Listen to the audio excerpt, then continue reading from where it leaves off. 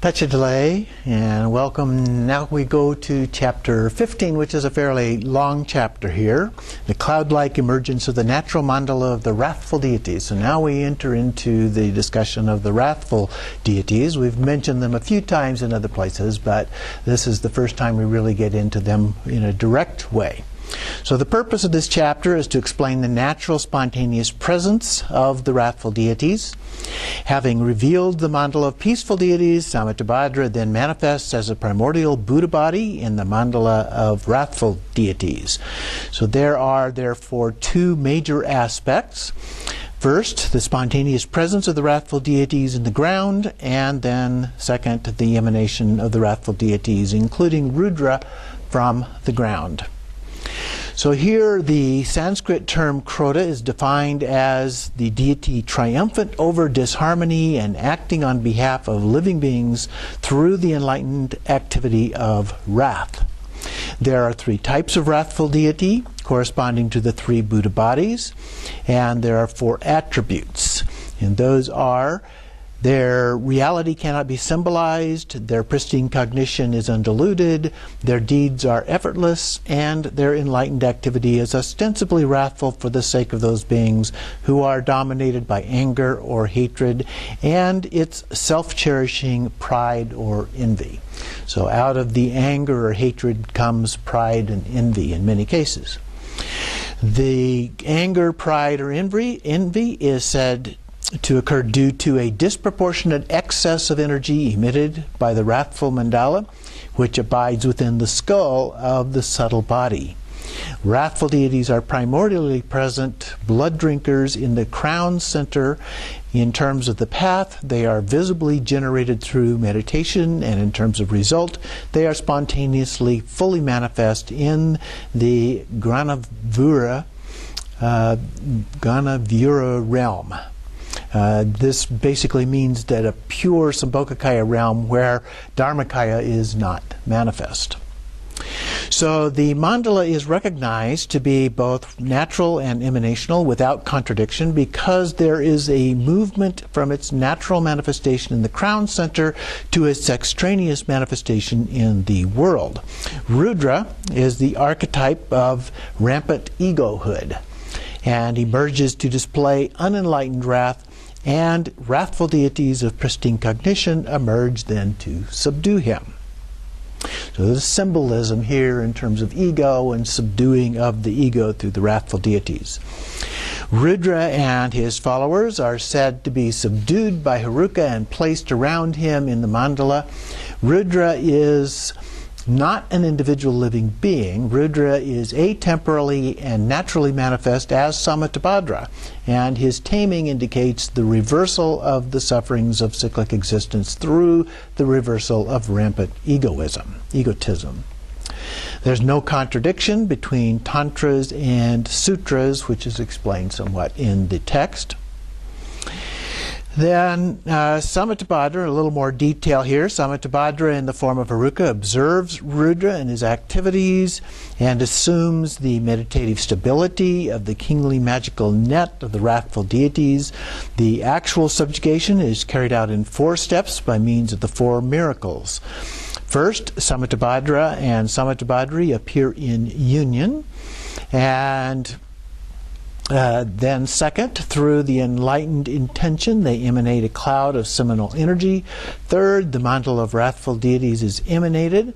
Fourth, the mandala then generates 15 great signs indicating how cyclic existence is liberated. Then Rudra is wrathfully eradicated.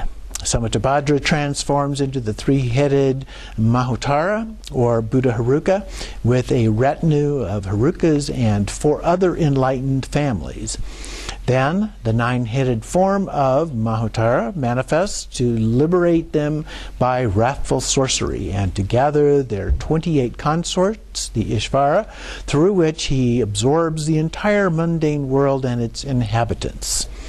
And then the 5 Herukas then reappear to enter into non-dual union with these consorts, and from their wombs the retinue of the wrathful Matara the wrathful females, the Pisachi, the flesh-eating females, and the female gatekeepers, emanates, taking their places on the periphery of the mandala. Then Rudra and the proud malign forces are then revived and granted ablution, are placed within the mandala on the seats of the Herukas, and acquire the vision of pure mandala. They are accepted as retainers after taking the oath of allegiance. Their former consorts, the Ishvari, are requested the conferral and are granted empowerments and injunctions. So that's an overview of what takes place in chapter 15. So let's go to the detail then. The chapter begins on page 569 in the text. So we're looking at the manifest wrathful mandala. And description here is threefold. The way the intrinsic nature of spontaneously present ground appears as the wrathful mandala, an extensive explanation of the method on how to practice, and the way the resultant kayas and wisdoms are praised.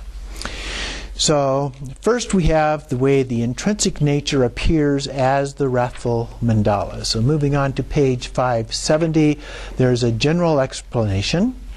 First, the term trota, which means wrathful one, implying victory over negative directions, as well as the enraged, enlightened activity that fulfills all welfare of beings. The wrathful ones have no substance or characteristics, so they represent the Dharmakaya. The appearance of the mandala of Herukas in the Akanishta constitutes the ultimate fundamental nature of the Sambhogakaya. This spontaneously present compassion appears as the enlightened activity nature of the Nirmanakaya. So representing all three of the kayas here. There are four perspectives: the nature of phenomena, wisdom, deeds, and enlightened activity. So looking at the first one, since the nature of phenomena is free from elaboration and without characteristics, wrathful compassion occurs as a matter of course. It's spontaneous. Second, when the wisdom increases, there is no ignorance and no incorrect understanding. Wrath occurs just as a matter of course. Again, the spontaneous aspect. Third, through compassion, refuge is granted. Everything negative is effortlessly destroyed. Hence, compassion is inherent. And then fourth, due to those to be tamed, there is the perception of what seems to be wrathful. So it's not inherently wrathful as we normally think about it, but it appears in that manner.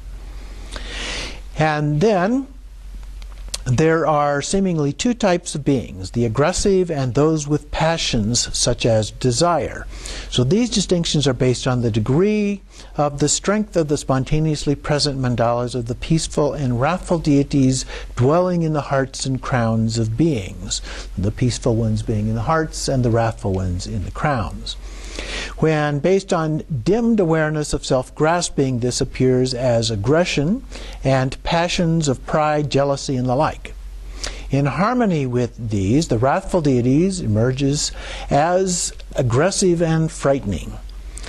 Conversely, when the peaceful radiance increases through desire, then detachment, pleasure-based attachments become predominant. Delusion sustains the nature of both aggression and desire. So through these things, that those kinds of obstructive behaviors and views arise. So to bring benefit to others, both peaceful and wrathful deities spontaneously rise as the tamers then, to address these issues. And the mandalas also abide as the ground, path, and result.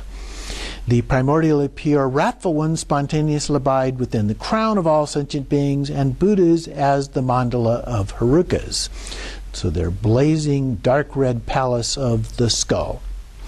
As for the path, the wrathful ones are meditated upon by generating their mandalas. As for the result, the Wrathful Ones have fully purified all stains in basic space. Self-appearance arises as the mandala of the Wrathful Ones. And then I'm on page 573 in the second paragraph below the quote toward the bottom of that paragraph, the large paragraph in the center of the page. It is explained that the Wrathful Ones abiding as the ground have been actualized by those who are Buddhas and not by those who are still sentient beings. And then the specific explanation of the Wrathful Ones that manifest. According to this Tantra, the conqueror is the Heruka tamed all the world's haughty ones, placing them at the base and boundaries of the mandala. Down a couple of lines, the Rudras were tamed through the manifestation of compassion. Continuing on the next page, 574. Here we have a story that gives us an explanation of the way to correctly interpret what the text is actually saying here. So we have a householder named Kaya, and a son named Tarpa, and a servant named Dengpak. And so Tarpa, the son, and his servant went to see a monk, Tupka, and asked, "We have heard that there is a path leading to liberation where all enjoyable substances can be utilized without abandonment." And the monk replied, "Yes, this is possible."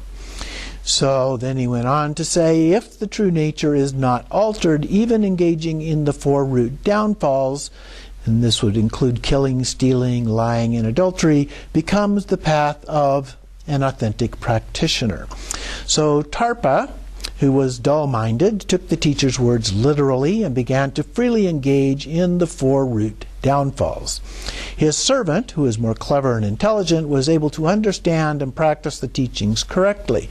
He continued to serve his master while his mind took the true path. After some time, the two of them began to argue, and they went to ask Tupka to settle their dispute. And the monk replied, "Dengpak's way is correct." Tarpa was infuriated and so upset that he exiled the monk and his attendant. And he began engaging in extremely corruptive behavior, consuming human corpses, wearing their skin, befriending unruly creatures, and taking the lives of others. He gathered groups of prostitutes and raped them with great desire. After his death, he fell to the lowest realm with no end in sight. He became a harmful demon obstructor. During that time, even the glorious Guhyagarbha and others were unable to tame him. Finally, Vajrapani manifested and did overcome him. And then he finally began to listen. So Tarpa began to lament about all of this, and he openly confessed, and subsequently his wife and entire retinue were subdued and bound by oath. So he finally did make it out of this terrible circumstance, but it illustrates that a correct understanding of this is very important. And so the text goes on in the commentary to say, therefore, for those who can only be tamed through extreme wrathful activity, enlightened ones will manifest their enlightened body, speech, and mind to annihilate and tame in ways that surpass even the ferociousness of their objects to tame. So then we continue on here. Page 576, the mandala. So first, there are some objections to be dispelled. Some may inquire, is the wrathful mandala the intrinsic nature or the manifest nature?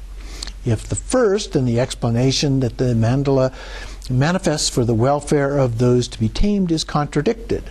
If it is the second, that contradicts the explanation that this mandala is the self-appearing akanishta called mandala of intrinsic nature of the wrathful ones.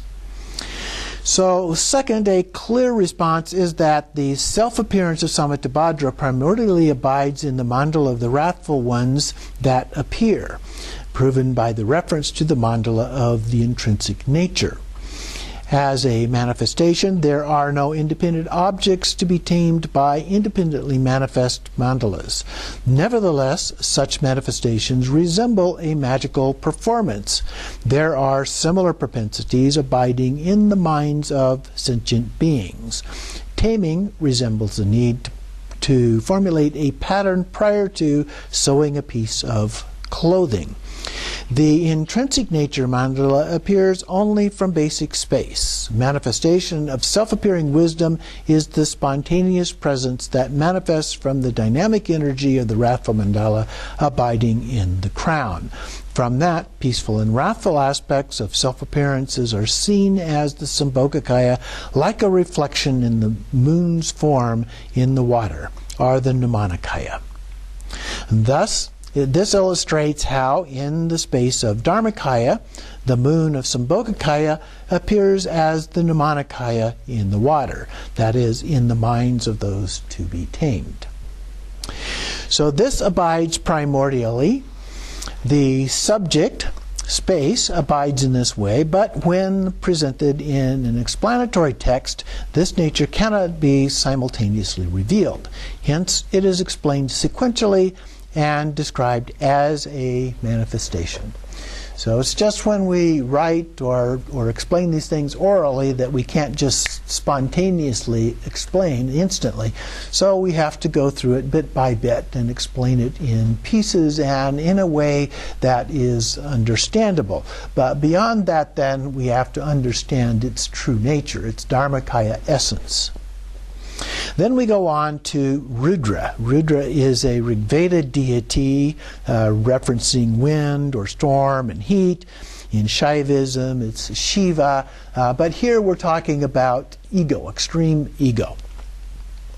So we identify the Rudra as two parts, beginning with the objections to be dispelled. And then in the second paragraph here, we have, even if he is of the desire realm, this does not contradict the notion of overcoming the form realms.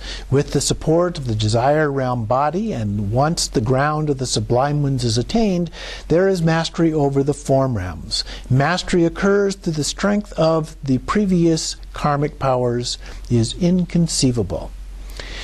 It is not necessary in the case that he would not have attained samadhi. Even though the support is the desire realm body, there is no contradiction for the mind to attain the samadhi of the form realm. It is taught that each individual in the desire realm can attain the mind of formless concentration, just like the sublime ones in the desire realm. So we're talking here about the three realms, the desire realm, the form realm, and the formless realm, three different layers of that, and the practices associated with those. And of course the desire realm is that realm associated with what we otherwise refer to as the six realms. So we have there the hell realms, the animal realms, and so forth as a part of that, concluding at the top levels with the higher parts with the human realm, the demigod or jealous god realms, and the god realms as a part of that. So the idea here is that even though we may be embodied in the form realm, that we're capable within our mind of moving to the same levels of concentration associated with those even higher realms. So then I'm going to skip through some pages here and go to page 581. And here, the second paragraph at the top of the page. To summarize, the Rudra refers to the primordial beginning. In the self-appearing chakras, the appearance of the taming demons is not independent. It is therefore self-appearing. This is not a manifestation because that would depend upon the perceptions of others to be tamed. Ultimately, a separate object to be tamed and a tamer have never existed, which is why these self-appearances occurring from beginningless time. The term Rudra here and in the sutras are the same, whereas the meaning does not coincide since the times, mind streams of those to be tamed, and the tamer are different. These differences are based upon the diverse appearances of a single nature. So they get explained somewhat differently in those cases, but it's not because their essence is different, but rather the circumstances and so forth in which the manifestations appear. We're going to skip ahead again a little bit here to page 583. The actual wrathful manifestations. So never wavering from the unelaborate Dharmakaya, Samattabhadra is fully manifest in the Pure Land of the spontaneously present rich array as the self-appearing wrathful Mandala. And this is the primordial Sambhogakaya that abides as the basis for the arising of the wrathful Nirmanakaya. And then moving on to the next page, 584, why this is necessary. What is the wisdom intent for revealing the Sambhogakaya to be the basis for the arising of the wrathful Mandala? And so we have the response here. In order to be tamed, the wrathful Nirmanakaya, by the wrathful Nirmanakaya, there must be the wrathful Sambhogakaya. Although those to be tamed and the tamer give rise to the notions of negative and positive, and even appear as the cause and result of negative and positive, ultimately there is no difference, since the nature appears in this way. The relationship between this Tantra and Sutras resembles the relationship between the basis for arising and the arising. Although they are similar, they need not appear simultaneously. The basis for arising does not need to be identical with what arises from it. Nevertheless, even if they are identical, there is no contradiction because of the capacity to grant blessings. So then we continue in the section on the causes here. Due to fixating upon me and mine, the terms me and mine, the self of the person occurs when there is the fixation of the conceptual. Ignorance based on the mind's own delusion. Hence, there is the attachment to a self. All phenomena are like reflections, signs, or merely designated by the mind, labels that we would attach. Not knowing this, through the imputed ignorance of believing things are true and real, attachment comes into play. This clinging to the object of grasping as the notion of mine brings about wandering in samsara, as well as being the cause for existence. Those who lack profound prajna and the authentic path that brings certain liberation from samsara are continuously tormented by suffering. This formation of existence is the general root cause. The general root cause of the manifestations of all of this in terms of suffering. Without understanding that which is extremely difficult to realize, the profound meaning remains obscured within the tantras and scriptural transmissions, as well as being the natural secret. To then fully engage in the hidden secret conduct of the methods of union, liberation, and so forth amounts to careless, mundane conduct. So we have to be very careful. Again, this is what the story earlier was about. Deluded about the undeceiving law of karmic interdependency concerning the causes of virtue and non-virtue and the results of happiness and suffering, those who enter a perverted path by simply taking the profound secret literally bring about the causes to become a Rudra, such as Tarpa in that earlier story. Then we talk about the result at the bottom of the page, where the result matures and the two parts, experience of suffering and the cause of harming others. So then on the next page, 586, we have the ripening is the experience of suffering. The way of taking rebirth in the hells, first, karma previously is generated by anger, killing, and so forth, as well as pride and jealousy, then bringing about the fault of breaking samaya, such as speaking harshly with negative intentions and holding wrong views toward the guru and Vajra relatives. These deeds sow the coarse seeds of existence. And the samaya breakers are cast into the Vajra hells without an intermediate period. So at the time of death, instead of going through the bardo, we are instantly given sent to the hell realms. The extremely hot hells of Avicii, we suffer for many great kalpas of time. The karma of those becomes somewhat brighter, and they are about to be set free, and then they go to the cold hells. So just when we think that we're about to get out, we go on to another form. At that moment, rebirth will occur into this incredibly cold realm for many kalpas, and then rebirth by alternating back and forth from one to the other over again, many lifetimes. And so this presentation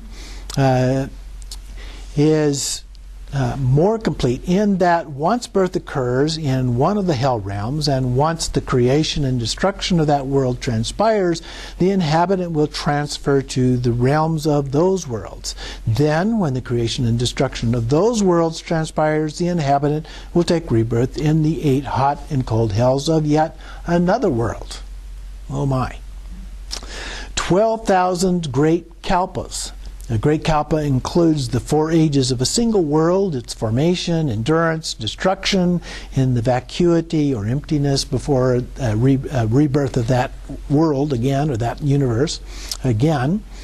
And that lasts for 20 intermediate kalpas each. Together there are 80 which are said to constitute the great kalpa. According to the hearers, although the outer universe and the hell realms that are created and destroyed have no true inherent existence, all sentient beings are born there according to their karmic phenomena. So it seems as though that world is created and destroyed. The phenomena of being reborn in another world's realm occurs like a dream. The way rebirth is taken in the deprived spirits or hungry ghosts is that once the karmic result for that hell, for the hell realm is exhausted, rebirth is taken as a deprived spirit. 2 ways this karma is exhausted are through the antidote of virtue, which exhausts non-virtue. And then, if there are 2 karmic accumulations, then until the stronger one is exhausted, the weaker karma will be incapable of maturing. So first we exhaust all of the heavy-duty karma, and then we get to the more subtle levels. The deprived spirits are then tormented by the fire of hunger and thirst, constantly yearn for food and drink. It's often described as having huge stomachs and very tiny mouths and throats. And so even if they are able to find food or drink, they suffer because it is so difficult to get in. In some cases it's even described as being like fire trying to eat it, and it just burns on the way down and so forth. So very painful kind of an existence is described as a part of that. All external desirable things appear to them as displeasing. And then at the top of page 589, bottom of that top paragraph, these states of unbalanced rebirth must be taken for 6 great kalpas of time. And then the result consistent with the cause is the harming of others. So the result concurrent with the cause is harming others and is eventually exhausted, but there are subtle remaining causes that will ripen. So having brought the wrathful retinues to mind and recited their dangerous, furious mantras, as well as having engaged in the conduct of the 4 root downfalls, based on the existence of the previous causes, there will be a reconnection with the mind stream of a Rudra, and that rebirth will be taken. So we deal first with the the more dominant kinds of karma, and we exhaust that, and then we get to the more subtle kinds of things.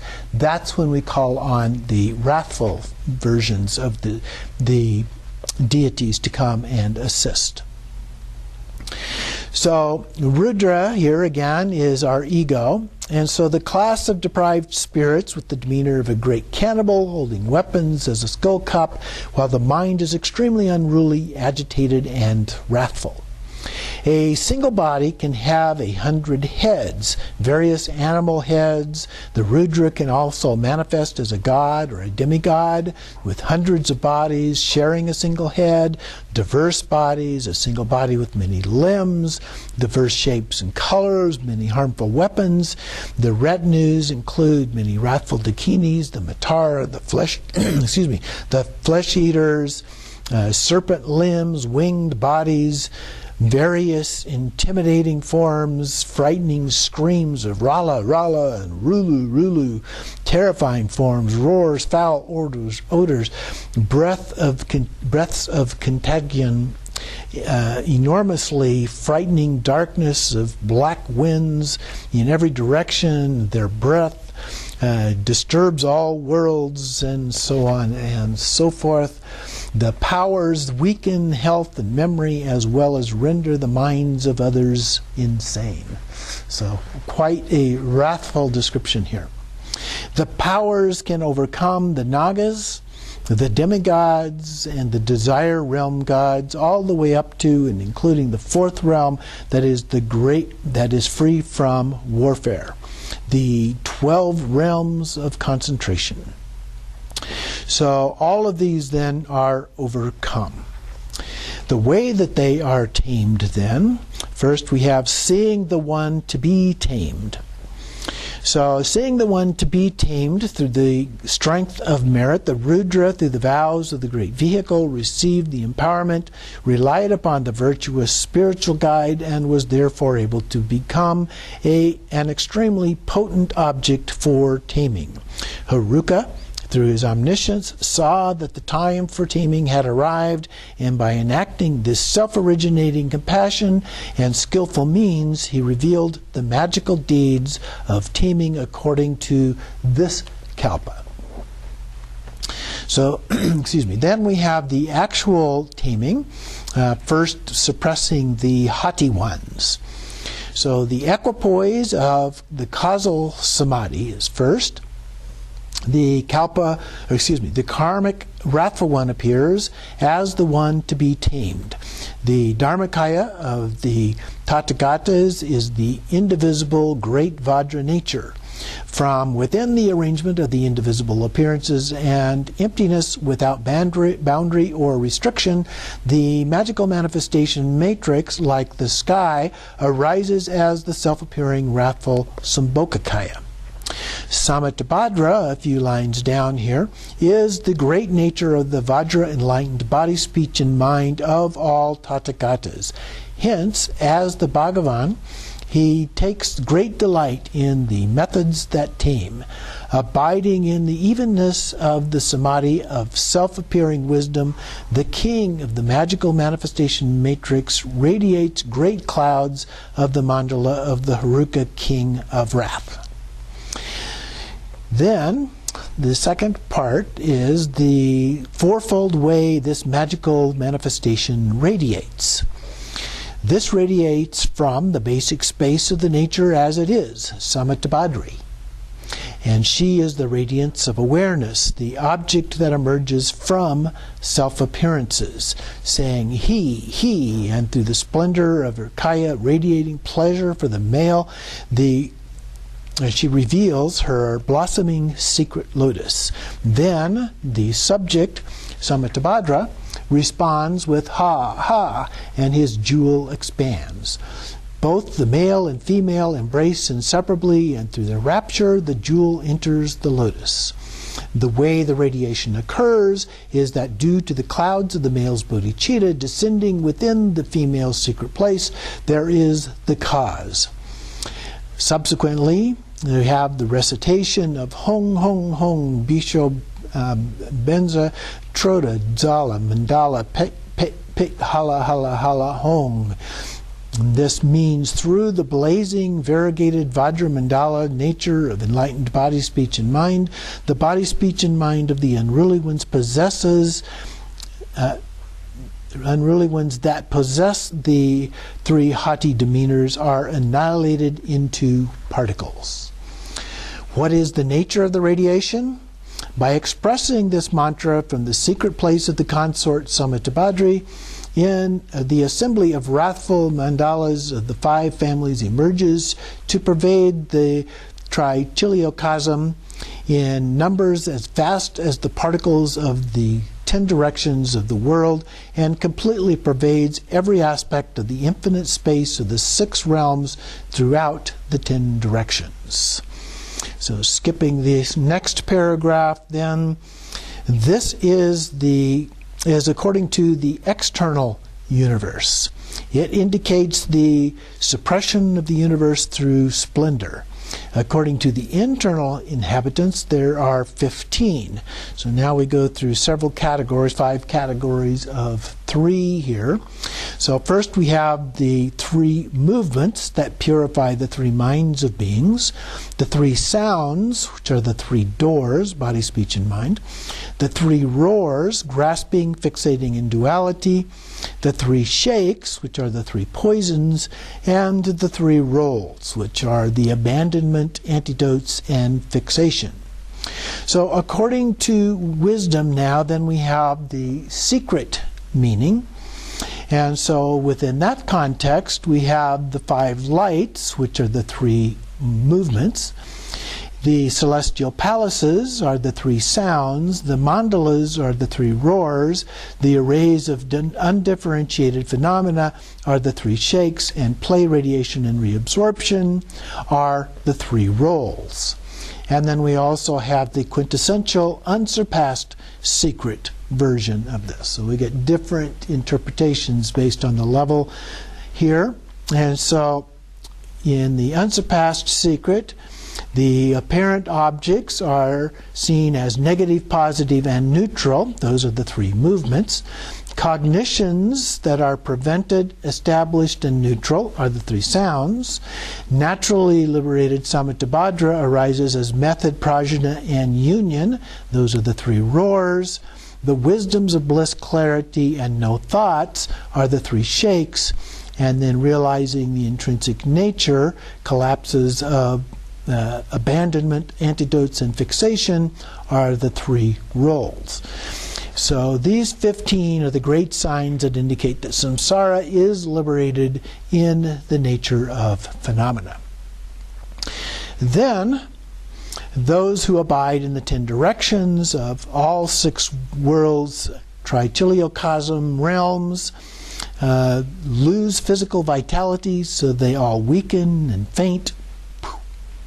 They're unable to verbalize a single word. They fall into a deep faint. Their minds become gripped by fear, so they fall into complete unconsciousness. So then we have the second part here is the annihilating the unruly ones, which has 4 parts. First, the primary arrangement of the wisdom mandala.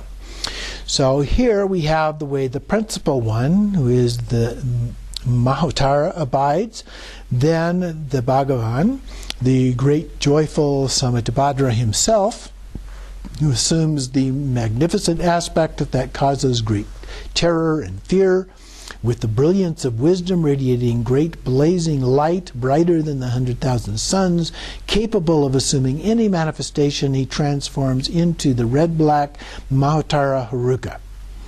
Then his heads, arms, and legs are equal to the particles of the trichiliocosm, holding a variety of weapons, 3 heads, 6 arms, 4 legs. Samsara is pure without abandonment, so he enjoys the great charnel grounds, and since the desire is pure in its place, he abides in the midst of an ocean of blood. Since hatred is pure in its place, the sign of not abandoning it is that he stands upon a great mountain of skeletons. Since delusion is pure in its place, he is positioned at a hub of a four-spoked wheel and its great mass of blazing wisdom fire. With his right legs drawn in and left extended, he stands upon a great seat of male-female gods, Maheshvara and consort, queen of the charnel grounds, the great and haughty Uma Devi. And then the way of establishing the four families as the retinue. These manifest clouds of wrathful mandalas also constitute the intrinsic nature of the 4 or 5 families. Some of the family are mirror-like wisdom, become the glorious great Vajraharuka, abiding at the eastern spoke of the wheel. So this is Akshobhya Virachana. And then some of the family of the nature of evenness become the glorious great Ratnaharuka, abiding at the southern spoke of the wheel. This is Ratnasambhava. Some of the family of discerning wisdom become the glorious great Padma Haruka, abiding at the western spoke of the wheel. So this is Amitabha. Some of the family of all-accomplishing wisdom become the glorious great Karma Haruka, of all-accomplishing activity, abiding at the northern spoke of the wheel, Amoghasiddhi. So then all 4 wrathful families assume terrifying demeanors. Charnel ground vestments in a blazing expanse of fire wisdom. They shout mighty sounds of Hong and Pei. They have annihilated the 3 poisons and realized the 3 kayas. They have 3 heads related to that. That's the symbolism there. Having liberated the beings of the 6 realms, they have 6 arms. The 4 kinds of birth liberated in their place, so they have 4 enlightened activities. Those are represented by the 4 legs. The suppression of the 4 wrong views and the 4 demons. And each of the Harukas is standing like before with the right leg drawn in, the left leg extended upon the seats of a crossed male and female. The Gandharvas to the east, Yakshas to the north, cannibals to the west, and Yamas to the south, and so forth. All unruly classes that exist are gathered there. The assembly of the queens of the 5 Haruka families also abides in union with the individual kayas of the corresponding wrathful males in the manner of embrace. So then we have the second subpart here of this category, the actual liberation of the haughty males. The actual liberation of the males is 2 parts. Their awesome, terrifying sounds are as follows.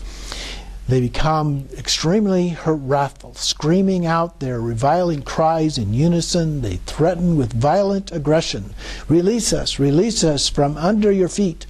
Aren't you supposed to be the lords of compassion who only benefit others? What will you do with us? Lamenting in this way, they become extremely aggressive and attempt escape. The actual liberation, then, is the emanation of clouds of awesome, frightening forms.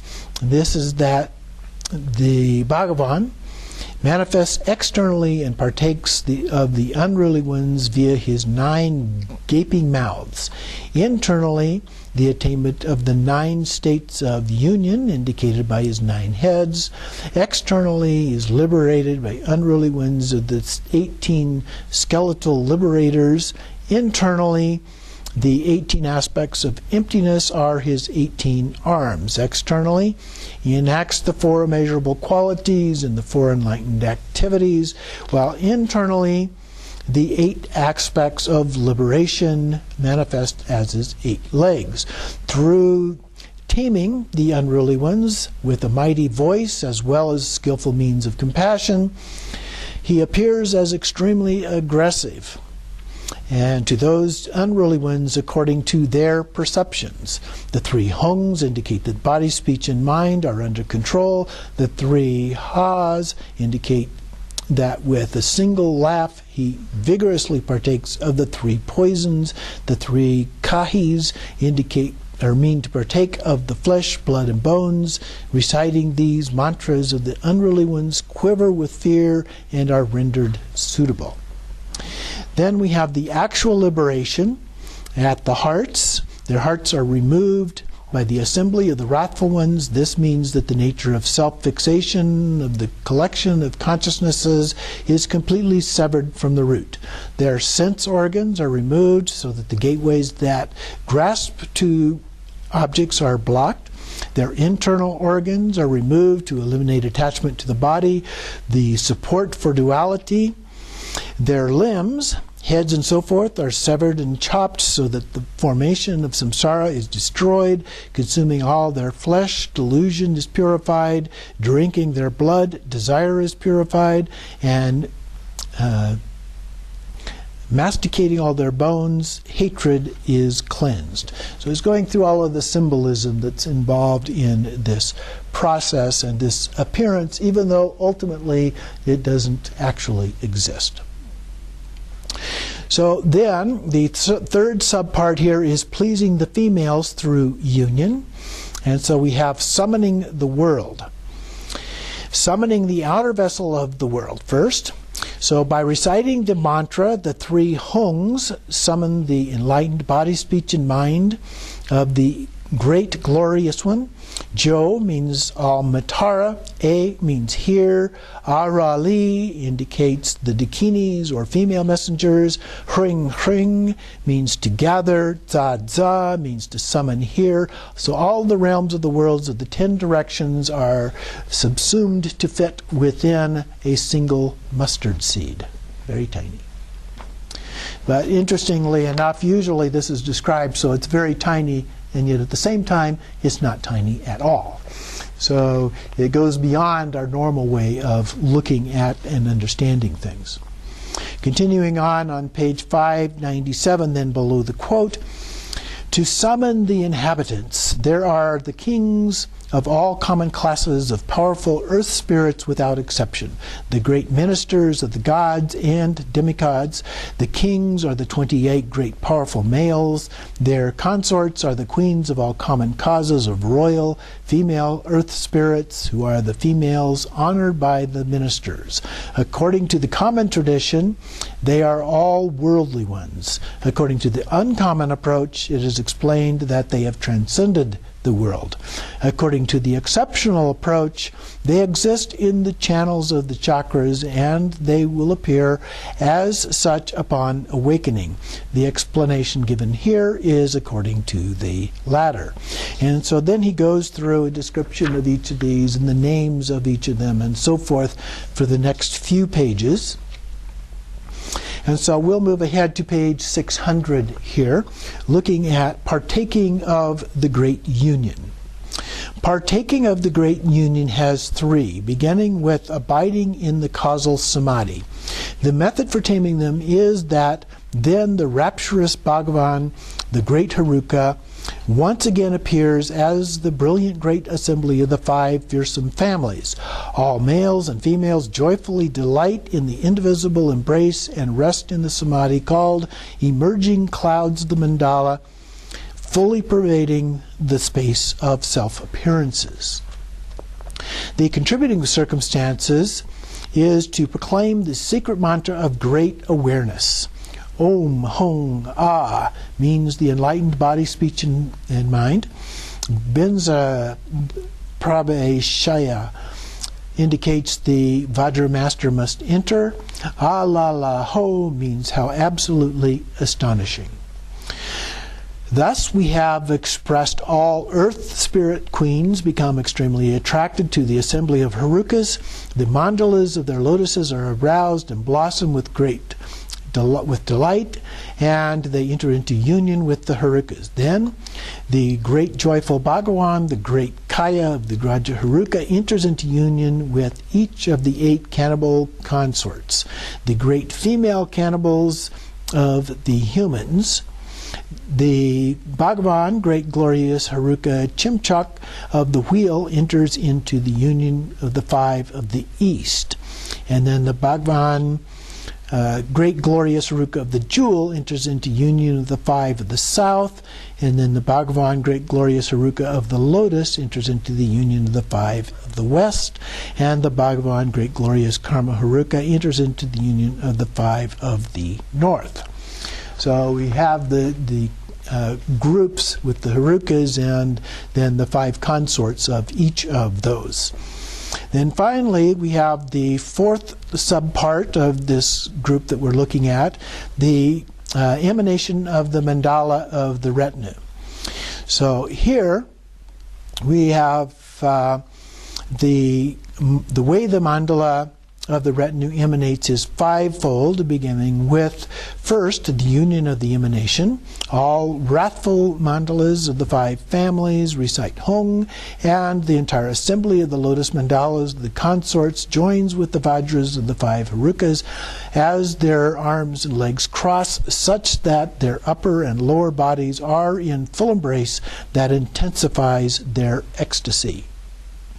And then second, we have the emanation of the Matara, and he goes through some detail about that. We won't go through all of that detail, but move to the bottom of page 602.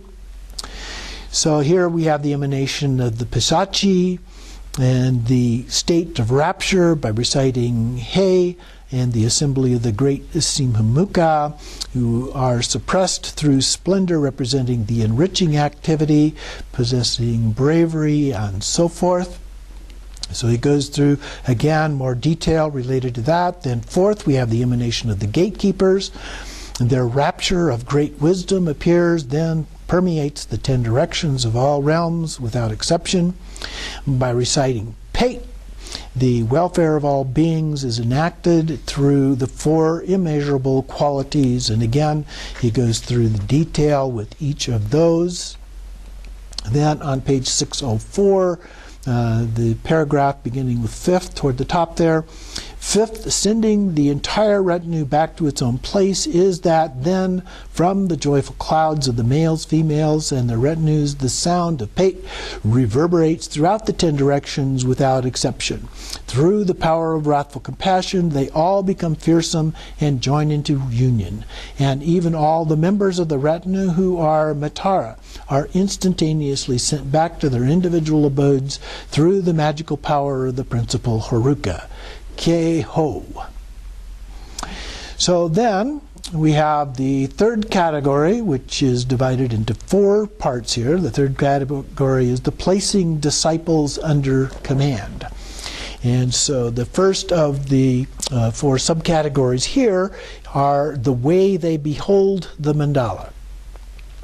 And so here, abiding in the causal vehicle samadhi, the expression of secret mantra is as follows. The Bhagavan cares for them as disciples, takes great delight in beings, and from the space of phenomena, with self-occurring great compassion, emerges to cure the illnesses of those to be tamed.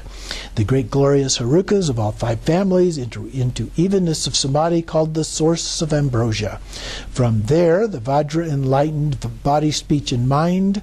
The mantra Om Benzara Maham Amrita emerges, indicating the great Vajra ambrosia. Mahatroda means the great wrathful ones, and Ong Ong Ong means to confer empowerment 3 times. From that, again, the haughty ones emerge to receive purification. Having recited this, Maheshvara and others who are previously consumed now emerge as feces from the anuses of the 5 great wrathful families of the Bhagavans. In order to purify them from the filth of this ocean, the wrathful Uchama Troda emerges from the wrathful Bhukumkuta, from each of the wrathful ones' anuses to drink all the smut, after which the haughty ones once again regain consciousness. Since he emerges from the anus and drinks the muck, he is known by this name. Revealing the blazing mandala to them means that the entire cloud-like assembly of wrathful mandalas including the 5 families and consorts, distinguished by the 5 wisdoms of the 4 enlightened activities, appears to them, that is, the haughty ones, as kayas abiding in the midst of an expanse of great blazing wisdom, fire that indicates the 100 sacred families. Excuse me. They each have 900 heads, 1,800 arms, and 800 legs. For the first time, these haughty ones witnessed the truth of the Buddha's inconceivable samadhi of spontaneous presence. So then we have taming of all worlds. In the Akanishta, during that time of the arrangement of the magical manifestations, magical wisdom manifestations of self-appearances, all the haughty, powerful males, those to be tamed, perpetually abiding in all 6 directional realms of the 3 places of existence, are tamed according to their individual needs. And then we have accepting the haughty ones as the retinue. They promise to join the retinue, and then they offer themselves as the seats within the mandala. When the arrangement of the magical manifestation occurs, the haughty ones are panic-stricken. Their bodies shiver with fear, and with voices of defeat they cry out, "Take our bodies as your servants, accept our speech as your servants, and you must accept our minds as your servants. If you don't accept us, then may our heads and bodies split and crack into 100 pieces, and our hearts explode into 100,000 pieces. May our bodies rot, decay, and burn in the formidable fire of our suffering, ruining this life. And in the next life, may we fall to the hells and call out to you in great anguish." Thus they swear in this way to be accepted into the retinue, as they each place their bodies as the seats within the mandala of the 5 wrathful families.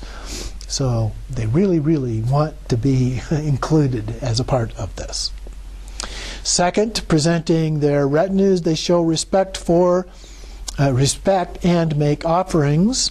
So all the haughty ones request in unison, "O wrathful assembly, please accept our wives, mothers, sisters, our daughters into your great mandala of abundance. Heroes who destroyed the disobedient ones, deities to emulate lords who are sacred objects for refuge, you must accept these offerings. O great mandala of wrathful ones, you are revered by each of us and our servants.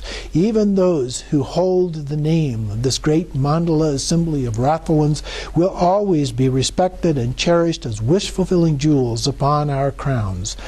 Free from deception and with supreme respect, we take you as our objects of offering, always holding you on our crowns. We will do our best to faithfully serve you and promise to fully accomplish without exception whatever is desired by those who associate with this mandala through any of the 4 aspects of enlightened activity." Third, then, having taken the oath, they go on to say, "If by chance we fail to keep our commitments, as we have verbally sworn in the presence of the heroes, may our heads, bodies, and hearts split open and be chopped to pieces by weapons and rot by this curse." Then fourth, the Ishvari become the retinue and request the enlightened activity of being bound to oath as follows. Then, having been returned to the bodies of all haughty ones, their wives, mothers, sisters, daughters, instantly arrive within the mandala of wrathful ones to request in unison, "Since all of us, including our servants, have been accepted into the retinue of the great hero who destroys all hordes of demons, O great hero, whichever enlightened activity we are previously capable of, whether peaceful, enriching, magnetizing, or wrathful, please grant us the city of your command by directing us in enlightened activity to be performed." Thus they speak. And so finally then, the empowerment, conferral, and giving the command. Then the Bhagavan Mahotara, with great love for beings, hands each one a vajra. And each receives an empowerment in the name by adding dorje to their name. Then, according to the individual activities, each is positioned at the outer portico of the blazing mandala. so around the edges of the mandala. So that concludes chapter 15.